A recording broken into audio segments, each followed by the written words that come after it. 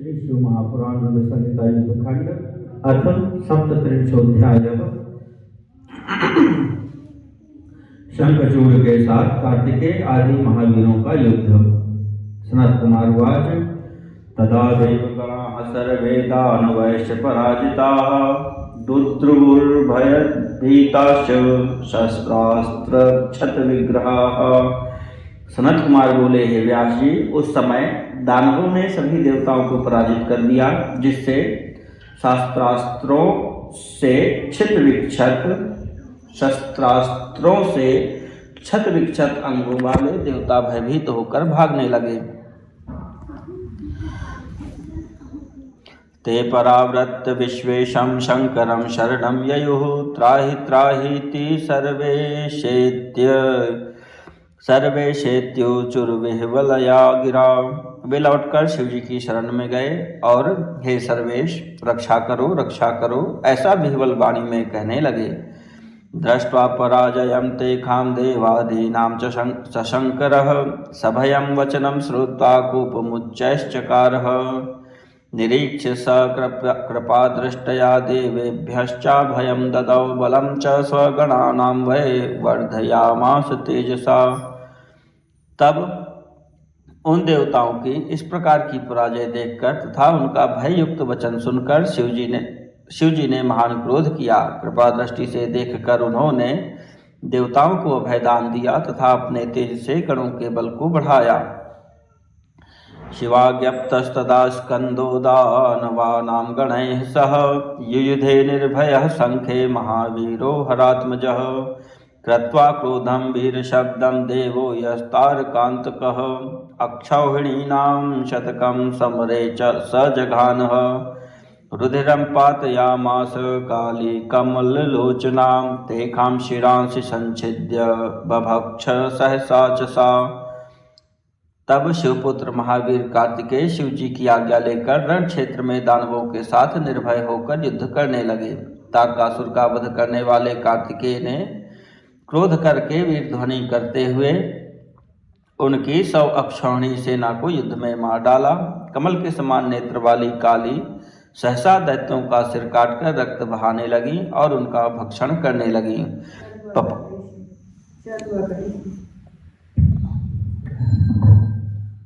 पपौ रक्तानि तेषां च दानवानां समन्ततः युद्धं चकार विविधं सुरदानवभीषणम्। शतलक्षं गजेन्द्राणां दानवानां तथा रणे समादायैकहस्तेन मुखे चिक्षेपलीलया। वे दानवों के रुधिर का चारों ओर से पान करने लगी और देवताओं तथा दानवों के लिए भयंकर विविध प्रकार के युद्ध करने लगी। उन्होंने रण में लीलापूर्वक 100 लाख हाथी एवं 100 लाख दानवों को एक हाथ से उठाकर मुख में डाल लिया। कबंधानां सहस्रं च सन्नर्तरणे बहु महान् कोलाहलो जातः क्लीबानां च भयंकरः।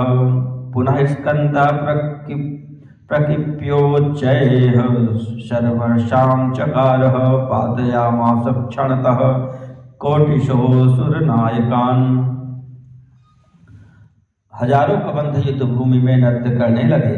उस समय महान कोलाहल होने लगा जो कायरों के लिए भयप्रद था। इसके बाद स्कंद कुपित हो पुनः बाणों की वर्षा करने लगे और उन्होंने क्षण भर में करोड़ों असुर सेनापतियों को मारकर गिरा दिया। दानवाः शतजालेन स्कन्दस्य क्षतविग्रहाः भीताः प्रदुद्रुवुः सर्वे शेखामरणतस्तदा। जो शेष दानव मरने से बच गए वे सब स्कंद के बाणों से क्षत विक्षत तथा भयभीत होकर भागने लगे। वृषपर्वा विप्रचित्तिर्दण्डश्चापि विकम्पनः स्कन्देन युयुधौ सार्धं तेन सर्वे क्रमेण च। तब वृषपर्वा विप्रचित्ति दंड विकम्पन ये सब बारी बारी से स्कंद के साथ युद्ध करने लगे। महामारी च युयुधे न बभूव परांगमुखी बभूवुस्ते क्षतांगाश्च स्कन्दशक्ति प्रपीडिताः। महामारी स्कन्दयोश्च विजयो भूत्तदा मुने नेदुर्दुन्दुभियः स्वर्गे पुष्पवृष्टिः पपातः। महामारी भी युद्ध करने लगी और युद्ध से नहीं हटी। उधर स्कंद की शक्ति से पीड़ित हुए असुरगण क्षत विक्षत होने लगे। हे मुने, उस समय स्कंद एवं महामारी की विजय हुई। स्वर्ग में दुंदुभियां बजने लगी और फूलों की वृष्टि होने लगी। स्कंदस्य समरम दृष्ट्वा महारौद्रम तमद्भुतम दानवानां क्षयकरम यथा प्रकृतिकल्पकम महामारी कृतं तच्चोपद्रवं क्षय हेतुकं चुकोपातीव सहसा सन्नद्धो भूत स्वयं तदा। तब कार्तिकेय के महाभयानक अद्भुत दानवों का क्षय करने वाले एवं कल्पांत सदृश और महामारी के द्वारा किए गए क्षयकारी उपद्रव को देखकर वह शंखचूड़ अत्यंत कुपित हुआ और स्वयं सहसा युद्ध के लिए तैयार हुआ। वरम विमानमारुह्य नानाशस्त्रास्त्र संयुतम अभयं सर्ववीराणां नानारत्नपरिच्छदं महावीरय शंखचूडो जगाम रथमध्यतः धनुर्विकृष्य कर्णान्तं चकार शर्वर्षणम्। वह शंखचूड अनेक प्रकार के अस्त्र शस्त्रों से युक्त विविध रत्नों से जटित तथा सभी वीरों को अभय देने वाले विमान पर चढ़कर महावीरों के साथ रणभूमि में उपस्थित हो गया और कर्ण पर्यंत धनुष की प्रत्यंचा खींचकर बाणों की वर्षा करने लगा। तत्सा सर्वृष्टिश्च धनुर्वार्या भयंकरी महाघोरांधकारश्च वधस्थाने बभूव। उसकी वह सर्वृष्टि भयानक थी तथा प्रतिकार के योग्य नहीं थी। उससे युद्ध स्थल में घनघोर अंधकार छा गया। देवा प्रदुद्रुवुः सर्वे ये नन्दीश्वरादयः एक एव कार्तिकेयस्तस्थौ समरद्मूर्धनि। सभी देवता तथा नंदीश्वर आदि जो अन्य थे वे महागण भागने लगे। उस युद्ध में एकमात्र कार्तिकेय ही डटे रहे। पर्वतानां च सर्पाणां नागानां शाखिनां तथा राजा चकार वृष्टिं च दुर्निर्वार्यां भयंकरीं। तद्वृष्टया प्रहतः स्कंदो बभूव शिवनंदनः निहारेण च सान्द्रेण सम्रतो भास्करो यथा।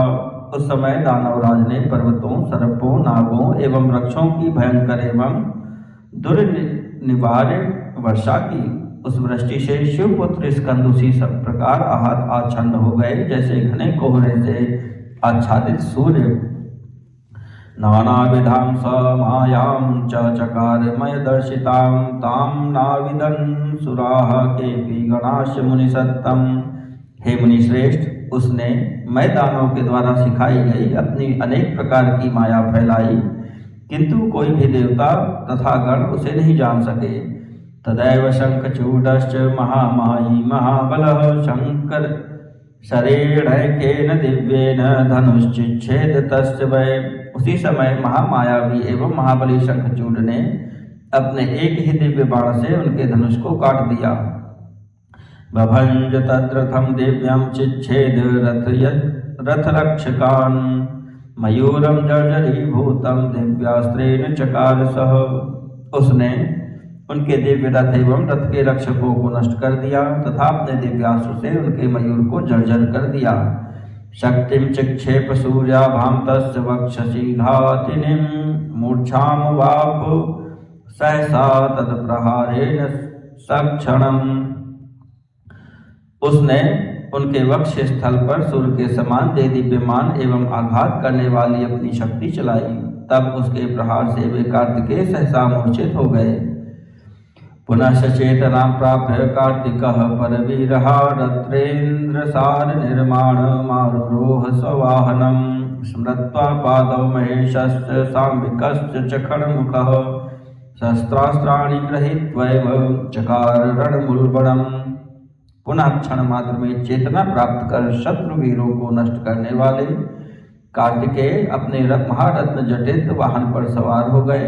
वे कार्तिकेय पार्वती सहित शिव के चरणों का स्मरण कर अस्त्र शस्त्र लेकर घनघोर संग्राम करने लगे। सर्पांश पर्वतांश्चैव वृक्षांश प्रस्तरांश तथा सर्वांश्चिच्छेद कोपेन दिव्यास्त्रेण शिवात्मजः। उन शिवपुत्र ने क्रोधपूर्वक अपने दिव्यास्त्र से उसके समस्त सर्पों, पर्वतों, वृक्षों एवं पाषाणों को काट दिया। वह्निं निवारयामास पार्जन्येन शरेणः रथं धनुश्च चिच्छेद शंखचूडस्य लीलया सन्नाहं सर्ववाहंश किरीटं मुकुटोज्ज्वलं वीरशब्दं चकारासौ जगर्ज च पुनः पुनः। उन्होंने पांचजन्य बाण के द्वारा लीला से ही शंखचूड़ के आग्नेयास्त्र को शांत कर दिया और उसका रथ तथा धनुष भी काट डाला। वे उसके कवच, समस्त वाहन, उज्ज्वल किरीट एवं मुकुट को नष्ट कर वीर ध्वनि करने लगे तथा बारंबार गरजने लगे। चिक्षेप शक्तिं सूर्याभां दानवेन्द्रस्य वक्षसि तत्प्रहारेण संप्राप मूर्छां दीर्घतमेन च। मुहूर्तमात्रं तत्क्लेशं विनीय स महाबलः चेतनां प्राप्य चोत्तस्थौ जगर्ज हरिवर्चसः। उसके बाद उन्होंने दानवेंद्र की छाती पर सूर्य के समान देदीप्यमान शक्ति से प्रहार किया। उस अत्यंत तीव्र प्रहार से वह मूर्छित हो गया। वह महाबली थोड़ी ही देर में शक्ति की पीड़ा दूर कर चेतना प्राप्त करके उठ गया तथा सिंह के समान गर्जना करने लगा। शक्त्या जघान तम चापि कार्तिकेयं महाबलं सपपात मही पृष्ठे मोघां कुर्वन् विधिप्रदाम्। उस महाबली ने कार्तिकेय पर अपनी शक्ति से प्रहार किया। तब कार्तिकेय विधाता के द्वारा दी गई शक्ति को अमोघ सिद्ध करने के लिए पृथ्वी तल पर गिर पड़े। काली गृहीत्वं तं क्रोधे निनाय शिव सन्निधौ ज्ञानेन तं शिवश्चापि जीवयामास लीलया। ददौ बलमनन्तं च समुत्तस्थौ प्रतापवान् गमनाय मतिं चक्रे पुनस्तत्र शिवात्मजः। तब काली उन्हें अपनी गोद में उठाकर शिव जी के पास ले आई। शिव जी ने अपनी लीला से ज्ञान के द्वारा उन्हें जीवित कर दिया और उन्हें अनंत बल प्रदान किया। तब वे महाप्रतापी शिवपुत्र उठ बैठे तथा पुनः युद्ध में जाने का विचार करने लगे। एतस्मिन्नन्तरे वीरो वीरभद्रो महाबलः शंखचूडेन युयुधे समरे बलशालिना। इसी बीच महाबली तथा पराक्रमी वीरभद्र बलशाली शंखचूड़ के साथ रण क्षेत्र में युद्ध करने लगे। ववर्ष समरेस्त्राणि यानि यानि च दानवः चिच्छेद लीलया वीरस्तानि तानि निजैः शरैः। उस दानव ने समर में जिन जिन अस्त्रों को चलाया उन अस्त्रों को उन वीरभद्र ने लीलापूर्वक अपने बाणों से नष्ट कर दिया। दिव्यान्यस्त्राणि शतशो मुमुचे दानवेश्वरः तानि चिच्छेद तं बाणैर्वीरभद्रः प्रतापवान्। तब उस दानवेश्वर ने सैकड़ों दिव्य अस्त्र छोड़े किंतु प्रतापी वीरभद्र ने अपने बाणों से उनका छेदन कर दिया।